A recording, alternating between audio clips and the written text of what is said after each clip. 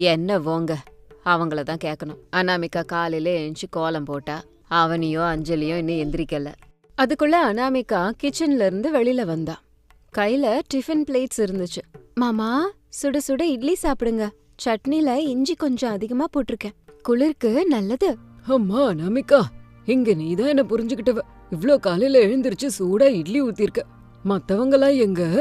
அவங்க இப்பதான் எந்திரிச்சாங்க மாமா. ஃப்ரெஷ் அப் ஆகுறாங்க.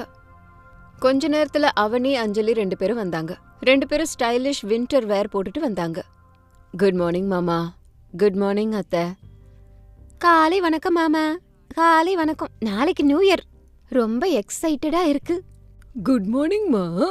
அந்த எக்ஸைட்மெண்ட்ல சாப்பாடுல காட்டுங்களே. எனக்கு ஒரு கப்பு காப்பியாவது கிடைக்குமே. காஃபியா? அதான் அனாமிகா அக்கா இருக்குல்ல.